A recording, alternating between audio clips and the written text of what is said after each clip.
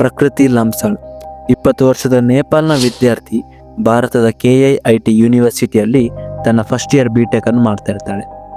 ಆಕೆಯ X boy friend Advik ಶ್ರೀವತ್ಸನ ಕಿರುಕುಳ ಹೆಚ್ಚಾಗ್ತಾ ಇದ್ದ ಹಾಗೆ ಕಾಲೇಜ್ ಅಥಾರಿಟಿಗೆ ಕಂಪ್ಲೇಂಟ್ ಮಾಡ್ತಾಳೆ.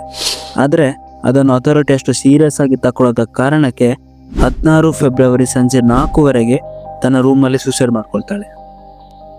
ಸೊ ಈ ಘಟನೆಯನ್ನು ಮುಚ್ಚಿಸುವಂತಹ ಎಲ್ಲ ಪ್ರಯತ್ನವನ್ನು ಅಲ್ಲಿನ ಅಥಾರಿಟಿ ಮಾಡ್ತದೆ. ಪ್ರತಿಭಟನೆ ಮಾಡ್ತಾ ಇದ್ದ ವಿದ್ಯಾರ್ಥಿಗಳಿಗೆ ಹೆದರಿಸ್ತಾರೆ, ಕೆಲವು ವಿದ್ಯಾರ್ಥಿಗಳ ಮೇಲೆ ಹಲ್ಲೆ ಕೂಡ ಮಾಡ್ತಾರೆ ಮತ್ತು ನೇಪಾಲ್ನ ವಿದ್ಯಾರ್ಥಿಗಳನ್ನು ಹಾಸ್ಟೆಲ್ನಿಂದ ಹೊರಗೆ ಹಾಕ್ತಾರೆ.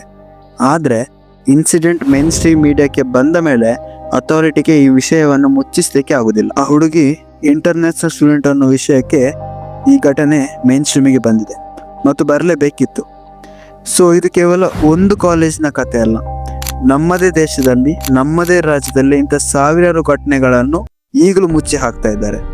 ಸೊ ಇನ್ನಾದರೂ ಜನ ಜಾಗೃತರಾಗಬೇಕಾಗಿದೆ, ಇಂಥ ಶಿಕ್ಷಣ ಸಂಸ್ಥೆಗಳ ವಿರುದ್ಧ ಧ್ವನಿ ಎತ್ತಬೇಕಾಗಿದೆ. ಆಗ ಇಂಥ ಹಲವು ವಿದ್ಯಾರ್ಥಿಗಳಿಗೆ ನ್ಯಾಯ ಸಿಗ್ತದೆ.